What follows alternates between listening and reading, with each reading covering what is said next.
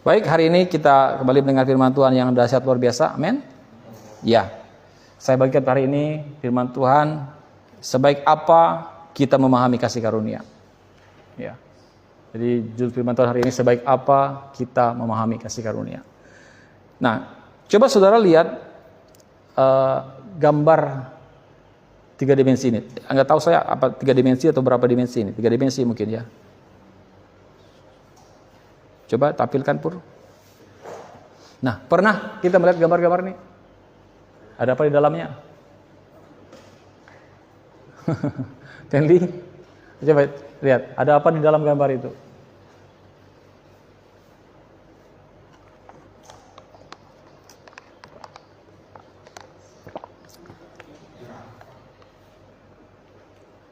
Oke, Bapak Ibu. Jadi saya lanjutkan ya.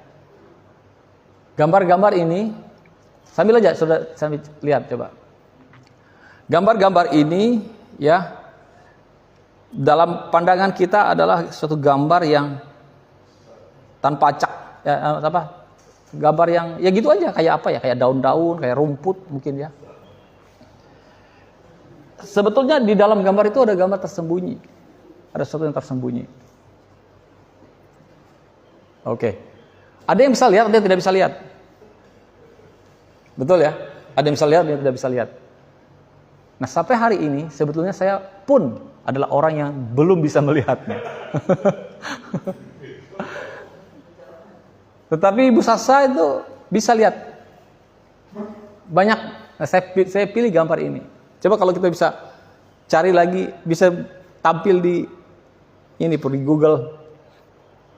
Buka Google gitu, cari gambar-gambar yang lain. Hah? Gambar 3 dimensi ya gitu. Ya. Nah coba, nah jadi Bapak Ibu begini, sambil saja ya. Atau mungkin Bapak Ibu kita butuh waktu lama atau dengan bantuan orang lain untuk menjelaskan ya gambar tersembunyi apa yang ada di balik gambar-gambar itu. Itu bisa ada gambar buaya, bisa ada gambar sapi, ada bisa gambar monyet, gambar apa. Ada wujud-wujud lain di dalamnya itu. Oke? Nah, itu bisa lihat mungkin ada kapal, ada manusia. Ya. Dan kita tuh sebetulnya cari aja, search aja di Chrome gambar 3 dimensi gitu. Gambar 3 dimensi. Kan muncul nanti. Nanti sudah pilih cari-cari situ, banyak. Nah, mungkin awalnya kita tidak bisa melihatnya Bapak Ibu, dan kita berpikir ya di atasnya, di atas, paling atas, atasnya gambar yang nggak ada ya. Gambar 3 dimensi benda mungkin apa gitu. Ya, coba. Bukan, namanya bukan 3 dimensi. Ya, jadi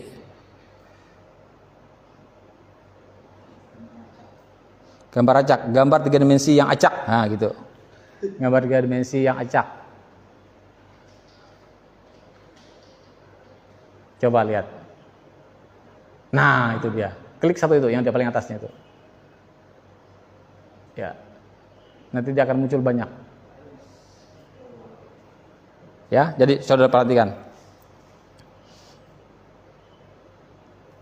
Nah, jadi sambil saja Bapak Ibu lihat. Sudah bisa, Pur? Dibuka itu. Jangan yang itu yang buka, yang di sananya. Ya, klik itu, ya. Klik. Nah. Oke, ada itu. Bisa lihat apa sesuatu di situ. Itu, Bu Sasa. Lihat enggak? Kacang. Hah? Kacang. Kacang martabak. Coba lihat itu, Bu Sasa. Coba lihat itu. Hah? Yang itu nih, yang ini nih. Yang ini. Iya. Nah, ada 2 botol katanya Bu. Ada bisa lihat botol di situ.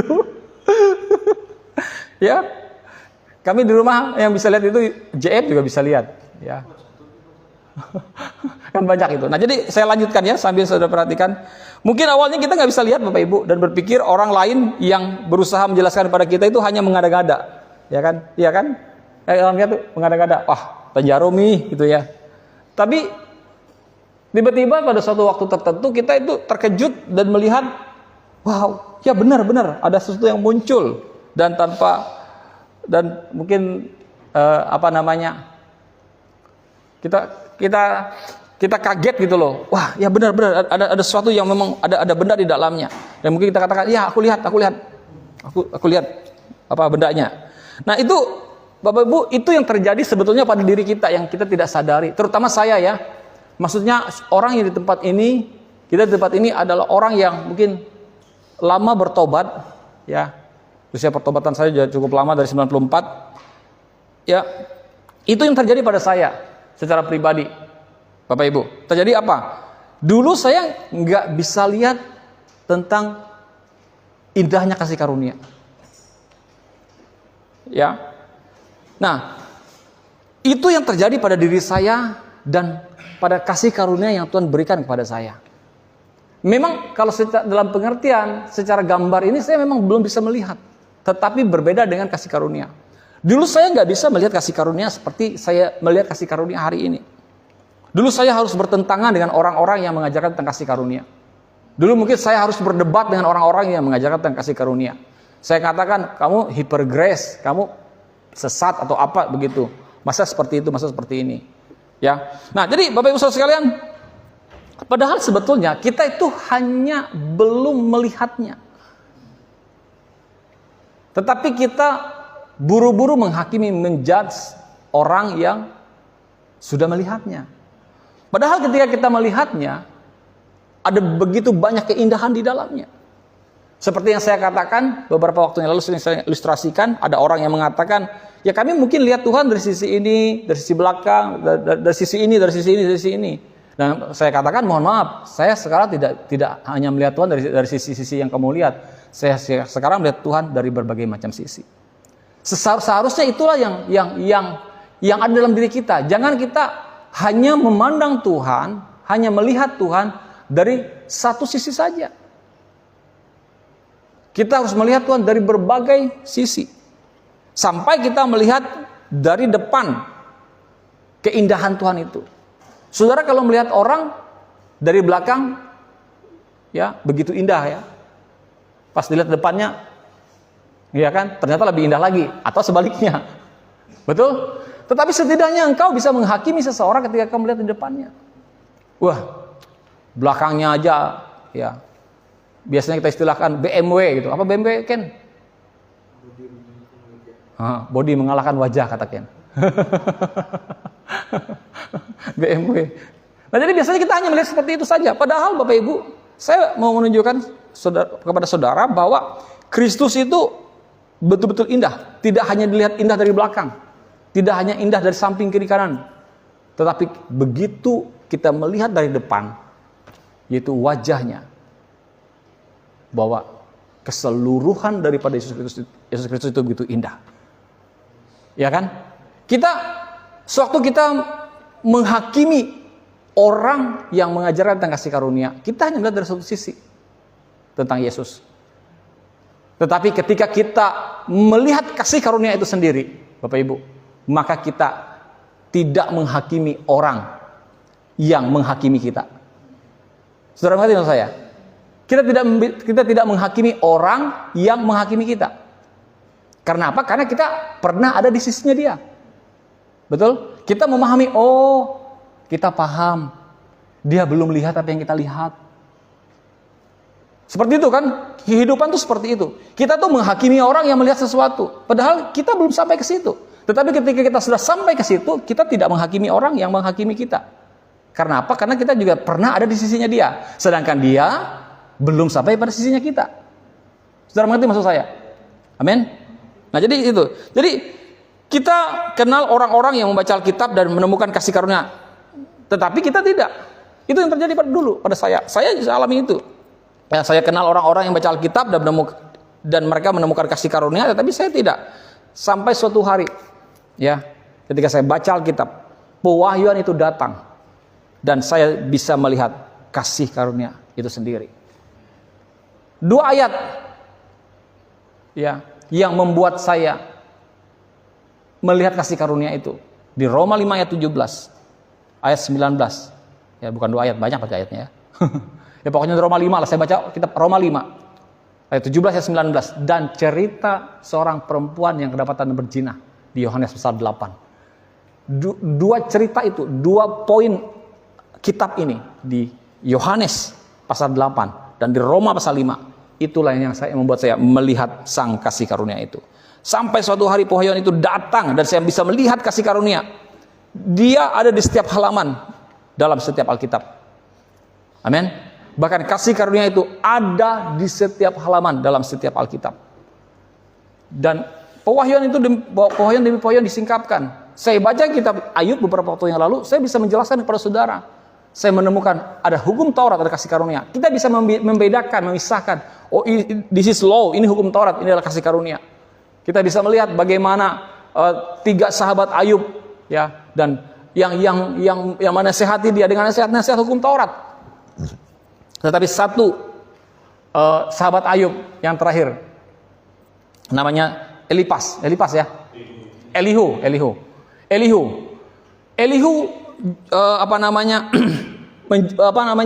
menasehati Ayub dengan nasihat kasih karunia. Kita bisa melihat begitu banyak.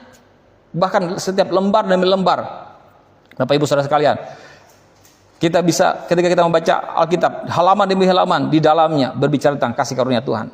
Sekarang Bapak Ibu saat membaca kitab Perjanjian Lama dengan mata yang baru, kita sering berkata pada diri kita sendiri, ini Yesus. Betul nggak? Saat saya sendiri membacanya, ketika saya baca Alkitab Perjanjian Lama dengan kacamata Perjanjian Baru, saya katakan ini tentang Yesus. Betul? Ini tentang Yesus. Pokoknya pikiran kita itu setiap kali kita baca Alkitab, pasti kita selalu, nggak tahu kalau saudara, tapi saya mau ajak saudara untuk memahami. Setiap saudara baca Alkitab di Perjanjian Lama, saudara harus melihat ini Yesus. Di mana yang Yesus di sini? Di mana Yesus di bagian ini? Di mana kita melihat kasih karunia di sini?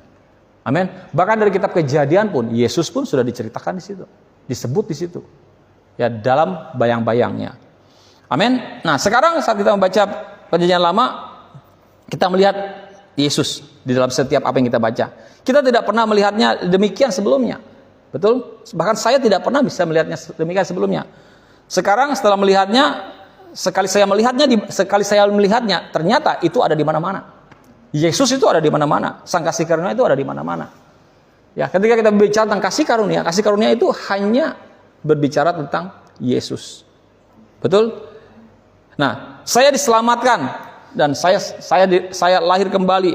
Saya dilahirkan lahir baru. Dan saya mengasihi Tuhan dengan sepenuh hati. Sungguh-sungguh kepada Tuhan dengan kurun waktu yang begitu luar biasa lama. Tetapi saat saya menerima pewahyuan tentang kasih karunia Tuhan yang mengagumkan, rasanya Bapak Ibu, saya seperti orang yang lahir kembali lagi. Betul, ini betul. Saya sudah tahun 94, saya lahir baru. Kemudian berapa tahun yang lalu saya lupa, saya tidak catat itu tahunnya. Mungkin ada 7-8 tahun yang lalu mungkin ya. Lebih bahkan sebelum Covid. Nah, di situ Bapak Ibu Saudara sekalian saya bisa melihat kasih karunia itu dan itu betul-betul mengubah diri saya. Saya pikir saya sudah memahami kasih karunia dengan baik. Sebelumnya saya pikir padahal saya zigzag, padahal kita zigzag. Tetapi saat kasih karunia itu benar-benar jadi fokus, saya sadar bahwa saya hampir tidak memahami kasih karunia sama sekali. Oke. Saya berpikir saya sudah memahami kasih karunia dengan baik sebelum saya memahami kasih karunia. Makanya judulnya adalah sebaik apakah kita memahami kasih karunia. Nah, jadi saya berpikir saya sudah memahami kasih karunia dengan baik. Tetapi setelah kita benar-benar fokus kepada kasih karunia itu sendiri, pengajaran kasih karunia itu sendiri, saya sangat menyadari Bapak Ibu bahwa saya adalah orang yang hampir tidak memahami kasih karunia itu. Oke? Nah, ada 9 poin Bapak Ibu yang kita bisa catat. 9 tanda yang menunjukkan bahwa kita belum memahami kasih karunia. Ya. Yang pertama Bapak Ibu, ya, tanda yang menunjukkan bahwa kita belum memahami kasih karunia. Dulu kita pikir, ya, kita diselamatkan oleh kasih karunia. Oke? Dulu kita berpikir kita diselamatkan oleh kasih karunia. Tetapi kita tidak tahu bahwa kita juga dijaga oleh kasih karunia. Itu. Kita tuh diselamatkan oleh kasih karunia. Dan bagaimana maksudnya orang yang tidak mengetahui bahwa dia dijaga oleh kasih karunia? Bagaimana? Contohnya adalah orang yang berpikir bahwa keselamatan itu bisa hilang. Keselamatan memang bisa hilang, tetapi prosesnya dia bisa hilang tidak serta-merta lalu kamu lahir baru lalu kamu berdosa lalu hilang seperti itu. Keselamatan bisa hilang apabila engkau betul-betul membuangnya. Itu baru bisa hilang. Tapi selama engkau hidup dalam keselamatan lalu kau jatuh ke dalam dosa, ya, bukan berarti keselamatan itu hilang, tetapi engkau hanya mendapatkan sebuah kerugian dalam hidupmu. Karena itu akan merusak pikiranmu, merusak jiwamu, membuat engkau menjadi semacam kayak kebal, bukan kebal ya, tidak sensitif, membuat semakin tidak sensitif kepada Tuhan. Lama-lama hal itu akan mungkin bisa membuat engkau betul-betul membuang Tuhan dari hidupmu. Itu yang terjadi. Ya, selama engkau masih jatuh dalam dosa lalu engkau masih berpikir bahwa engkau masih rindu dengan Tuhan, masih ingin balik kepada Tuhan, masih ingin kembali, masih mengingat Tuhan dalam kehidupanmu, itu keselamatan tidak akan hilang. Oke? Tapi bukan berarti saya mengajar seperti ini menyuruh saudara untuk bikin dosa. Silakan aja kalau saudara mau bikin dosa, hidupmu dengan merana, sengsara seperti itu. Hati rohanimu akan menuduh kamu, akan menghakimi kamu. Dan ingat baik-baik, firman hukum tabur tuai. Firman Tuhan mengatakan sebelum bumi ini masih ada, tabur menuai itu tetap akan terjadi. Ya, tabur tuai akan tetap terjadi. Nah, kalau saudara menabur dosa, ya saudara akan menikmati upah dosa itu sendiri. Upahnya apa? Kamu akan menikmati kehidupan dalam dunia ini yang sengsara, rasa bersalah, tertuduh, sakit penyakit, bahkan ujung-ujungnya bisa mati muda. Ya, atau cepat mati. Nah, itu akibat sakit penyakit itu maksudnya, ya. Oke, amin. Yes, Bapak Ibu. Jadi, dulu kita berpikir kita diselamatkan oleh kasih karunia, tetapi kita tidak tahu bahwa sebetulnya kasih karunia itu juga menjaga kita. Kita menerima kasih karunia dengan iman tanpa usaha apa-apa, tetapi kita tidak tetap berada dalam Dia dengan iman yang sama. Itu yang aneh. Oke? Seperti yang tadi saya katakan, kita menerima kasih karunia dengan iman. Firman Tuhan mengatakan di Efesus 2 ayat 8 ayat 9. Tanpa berbuat apa-apa, tetapi kita tidak memakai iman yang sama untuk memahami, mengerti, dan menyadari bahwa kasih karunia itu tetap ada dalam diri kita sampai kapanpun. Nah, bahkan di dalam Kolose 2 ayat 6, ya, kita bisa buka kitab Kolose 2 ayat 6.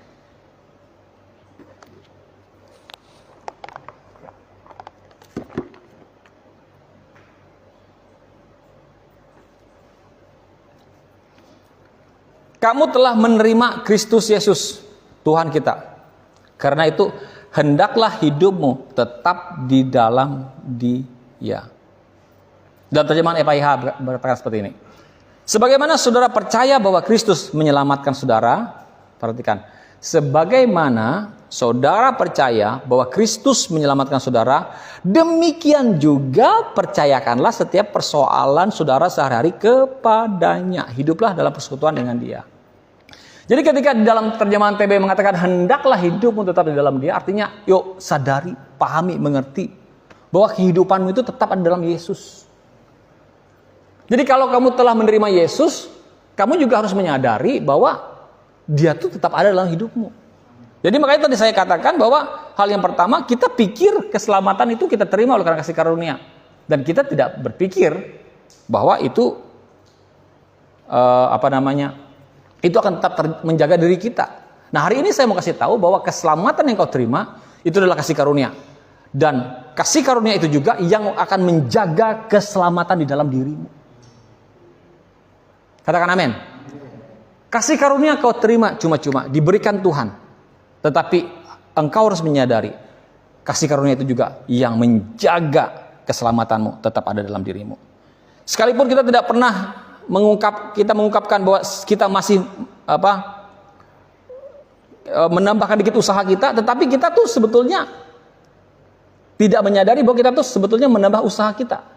Kita mungkin tidak mengungkapkannya, kita tidak kasih tahu, atau kita tidak ceritakan kepada orang lain bahwa kita telah menambahkan sedikit usaha kita dalam mempertahankannya. Tidak, Bapak Ibu. Ya. Kita pikir bahwa sekalipun kita tidak mengatakannya, tapi perilaku kita, tindakan kita itu adalah seperti itu. Kita tuh sebetulnya adalah orang-orang, kehidupan kita adalah kehidupan yang berusaha untuk mempertahankan kasih karunia itu dengan upaya usaha kita sendiri. Kehidupan kita adalah lakukan. Bukannya sudah dilakukan. Kita berusaha untuk melakukan. Padahal sebetulnya adalah sudah dilakukan. Kita berpikir kita harus menjaga kasih karunia itu, menjaga betul-betul kasih karunia Tuhan. Tapi sebetulnya justru kasih karunia itulah yang menjaga kita. Amin. Kasih karunia itulah yang menjaga hidupmu hari ini tetap mengasihi Tuhan sampai hari ini. Amin. Jadi itu dia. Jadi kita harus melihat, kita harus memahami bahwa kasih karunia Tuhan itu selalu ada dalam diri kita. Amin. Jadi yang ada dalam diri kita adalah kita tidak tenang. Kita mengalami kecemasan mengenai performa kita. Itu yang terjadi. Saya mengalami itu. Kita selalu mengalami stres berkepanjangan. Kita memperlakukan kasih karunia itu hanya sebagai pelumas mesin saja. Kita bergumul, kita seperti Tuhan jauh dari kita. Kita stres berkepanjangan. Padahal Bapak Ibu Saudara sekalian, sang kasih karunia itu tetap ada dalam dirimu. Dia tidak pergi kemana-mana. Dia tidak jauh kemana-mana. Dia tetap ada dalam dirimu. Masalahnya, engkau tidak menyadarinya. Engkau belum hidup di dalam kasih karunia yang sesungguhnya. Amin. Nah, hal yang kedua Bapak Ibu, apa yang poin berikutnya, 9 poin. Kalau tidak sempat hari ini kita akan sambung minggu depan. 9 poin yang menunjukkan bahwa kita belum memahami kasih karunia. Ya, ingat poin yang pertama tadi, kita pikir kita diselamatkan oleh kasih karunia, tetapi kita tidak tahu bahwa kita juga dijaga oleh kasih karunia. Amin. Oke. Nah, jadi yang kedua, kita berpikir bahwa pelayanan itu adalah sebuah kewajiban. Wajib. Nah, kalau kayak gini bahaya juga nih. Nanti orang kata, nggak apa-apa sih, nggak pelayanan nggak wajib. Nah, masalahnya bukan masalah wajibnya, tapi masalahnya motivasi hati. Kalau orang berpikir pelayanan hanya didasarkan oleh kewajiban, Bapak Ibu, maka akan ada titik jenuh di dalam diri seseorang itu. Percaya saja. Kalau orang melayani, saya sudah hitung aja sendiri, dari tahun 94 saya melayani Tuhan. Apakah saya pernah merasakan bahwa jenuh melayani? Jawabannya pernah atau tidak? Pernah atau tidak? Nah, dari mana kamu tahu? Kan saya yang merasakannya. Iya kan? Ya, pernah Bapak Ibu. Betul. Ya, betul. Apakah saya pernah merasakan jenuh? Pernah. Itu bukan cuma pernah, tapi berpernah-pernah. Maksudnya berkali-kali. Ya, bukan cuma pernah sekali, 2 kali, itu enggak, berkali-kali saya sampai pada titik jenuh sebelum saya memahami tentang kasih karunia. Apakah seperti mau menyerah? Pernah. Apakah seperti mau mundur? Pernah. Betul? Itu karena apa? Karena pelayanan semacam sebuah suatu tindakan yang seperti berjuang, suatu kewajiban, seperti sesuatu yang kita lakukan, keinginan seperti ingin membayar hutang gitu loh. Halo? Padahal firman Tuhan mengatakan bahwa di dalam Efesus 1 ayat 7, coba kita lihat Efesus 1 ayat 7.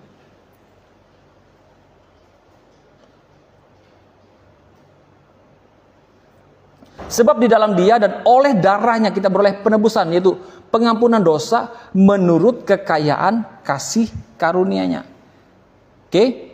Kita menganggap murah kekayaan kasih karunia Tuhan. Padahal firman Tuhan mengatakan kasih karunia Tuhan itu begitu mahal, Bapak Ibu.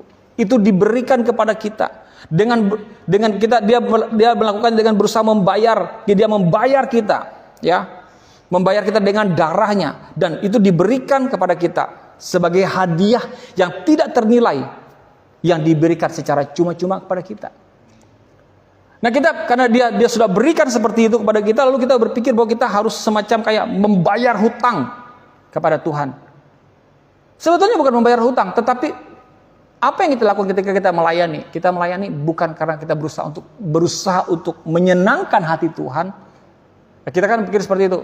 Menyenangkanmu, senangkanmu. Motivasinya adalah kita melakukannya karena kita sudah dikasihi Tuhan.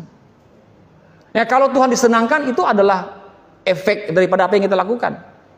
Betul? Nah, misalnya begini. Kalau ada orang, sering saya contohkan, kalau ada orang baik sama kita tahu bahwa dia sudah baik sama kita, betul? Ya, masakan kita tidak membalas, maksudnya tidak berbuat baik juga orang yang sudah berbaik dengan kita. Ya kan? Nah, cuma Bapak Ibu Saudara sekalian, kita itu sewaktu kita melayani itu kita dibebani dengan rasa apa ya? Dibebani dengan rasa yang semacam tuntutan dalam diri kita. Kalau kita tidak melakukannya itu kayak semacam kita tuh kurang atau apa namanya, atau kayak semacam gimana ya? Kalau kita tidak melakukannya kita merasa kurang, kita merasa bersalah, kita merasa tertuduh. Betul? Itu yang terjadi. Nah, padahal seharusnya ketika kita melayani Tuhan, bukan rasa perasaan yang seperti itu yang muncul dalam diri kita. Seharusnya kita itu berfokus kepada yang kita layani, bukan kepada apa yang kita berfokus kepada siapa yang kita layani, bukan kepada objek yang kita layani. Nah, misalnya contohnya gini. Kalau saya agak susah menjelaskannya gimana ya. Gini aja contohnya. Misalnya contohnya gini, kita datang ke dalam gereja, kita melayani main musik. Kalau kita melayani fokus kepada waktu, jam main musik dengan kesibukan kita akan bosan. Itu maksud saya. Kita akan merasa bosan, kita akan merasa sampai pada titik jenuh, lelah, nggak ada dapat apa-apa. Tetapi kalau kita berpikir, ketika kita datang dan melayani, kita melakukan di situ, kita berfokus pada Yesus yang sudah memberkati kita, yang sudah memberikan kesenangan, kebahagiaan, yang sudah menolong kita, maka kita akan melayani begitu luar biasa. Kita sangat antusias. Ketika tiba waktunya, jamnya untuk ibadah, jamnya untuk melayani, kita akan datang dengan antusias. Yes, saya akan melayani sungguh-sungguh. Bukan karena wajib, bukan karena jadwal, tapi karena memang inilah hati saya untuk melayani Tuhan. Makanya pelayanan itu adalah sebuah panggilan dalam hati kita. Tuhan memanggil kita. Walaupun memang kadang-kadang seringkali juga orang melayani karena ditunjuk, ya kan? Kamu mau melayani? Ya. Kalau kamu ditunjuk mau melayani, ya berarti engkau orang yang terpilih. You are the chosen, orang engkau yang terpilih untuk melayani. Nah, ketika kau dipilih untuk melayani, berarti ada satu penilaian, berarti engkau mampu dan engkau sanggup. Makanya saya Bapak Ibu, saya pernah sampai menangis. Ingat kalau khotbah di gereja tentang waktu JF ditunjuk mulai melayanan ya di Bandung. Kenapa? Karena saya menyadari tentang suatu pelayanan. Saya mengerti tentang sebuah pelayanan. Karena pelayanan itu adalah sebuah kehormatan. Kehormatan yang diberikan oleh Tuhan ketika kita melayani. Ya, itu Tuhan berikan melalui para pemimpin-pemimpin dalam gereja. Dari gembala atau dari gembala worship atau gembala apa, ya, menunjuk saudara, oke, kamu sudah boleh worth it, layak untuk melayani, silakan. Itu kehormatan. Tapi ada orang yang menolak untuk melayani. Enggak usah, enggak. Kenapa orang? Sebetulnya Bapak Ibu, orang manusia dalam dunia ini tidak ada satupun yang menolak untuk melayani. Tidak satupun yang menolak kalau dia mengerti tentang apa yang sudah Tuhan buat untuk hidupnya. Betul? Jika seseorang mengerti apa yang sudah Tuhan buat untuk hidupnya, tidak mungkin dia akan menolak sebuah pelayanan. Kenapa orang menolak? Karena mereka selalu mengukur sebuah pelayanan dengan apa yang dia harus usahakan dan upayakan. Orang mengatakan, aduh saya belum siap Kenapa? Karena mungkin dia pikir bahwa saya masih bikin dosa, masih bergumul dengan perbuatan dosa. Justru kalau kau melayani, dosamu itu akan hilang. Karena apa? Karena engkau tidak akan lagi berfokus kepada dosamu, tapi engkau akan berfokus kepada melayani Tuhan. Dan itu akan melepaskan semua dosa-dosa dalam kehidupanmu. Amin. Jadi Bapak Ibu Saudara sekalian, ya, seringkali kita menganggap murah kekayaan kasih karunia Tuhan. Di Efesus 1 ayat 7 tadi, ya. Sebab di dalam Dia dan oleh darahnya kita beroleh penebusan, itu pengampunan dosa menurut kekayaan kasih karunia-Nya. Dengan apa? Bagaimana kita menganggap murah kasih karunia Tuhan? Dengan berusaha membayar padanya hadiah yang tak ternilai yang diberikannya pada kita secara cuma-cuma. Itu hadiah. Cuma-cuma. Tapi kita berpikir karena itu adalah hadiah cuma-cuma, maka kita berpikir murah. Betul gak? Karena kecenderungan manusia ini kan kalau itu tidak dengan usaha upayanya, dia tidak berusaha untuk menjaganya. Tapi kalau dengan usaha upayanya, dia berusaha untuk menjaganya. Kalau cuma hadiah dikasih, ya udah nggak dihargai, dibuang-buang aja. Karena dia rasa bahwa tidak berjerih lelah, tidak berjerih payah untuk melakukannya, mendapatkannya. Dan itu yang terjadi pada manusia hari ini. Karena kasih karunia itu cuma-cuma, tanpa diusahakan, diupayakan, makanya seringkali orang menganggapnya rendah. Saudara mengerti maksud saya? Halo? Ya. Jadi seringkali orang menganggapnya murah karena tidak diupayakan. Makanya seringkali orang berusaha mengupayakannya untuk mendapatkannya, padahal tidak seperti itu sesungguhnya. Yang harus kita lakukan apa? Berterima kasih. Wah, ini hadiah. Wah, ini saya harus hargai ini. Orang yang kasih saya ini keren banget nih. Suatu kehormatan diberikan kepada saya. Oh, luar kehormatan Bapak Ibu. Tuhan yang kasih kepada saudara. Amin. Betul? Jadi tak terhindarkan Bapak Ibu. Hal ini menggeser fokus kita dari Yesus dan karyanya kepada kita dan usaha kita. Tak terhindarkan hal itu. Itu yang terjadi. Kalau kita tidak memahami tentang seberapa paham engkau tentang kasih karunia Tuhan. Halo? Bukannya terpukau dengan apa yang Yesus lakukan. Kita malah berusaha membuat Yesus terpukau dengan apa yang kita lakukan. Oke? Jadi apa yang harus kita lakukan hari ini? Kita harus membuat Yesus, kita harus membuat diri kita untuk terpukau, untuk terkagum kepada apa yang Yesus lakukan. Jangan berusaha untuk membuat Yesus yang terkagum dengan apa yang kau lakukan. Kita tuh berusaha tampil di depan, ingin membuat Yesus kagum dengan apa yang kita lakukan. Wah, Bapak Ibu, kamu salah kaprah. Kamu salah alamat. Salah alamat. Justru kau tampil di depan, kita lakukan di depan nih. Karena kita kagum pada apa yang sudah Tuhan Yesus lakukan bagi diri kita.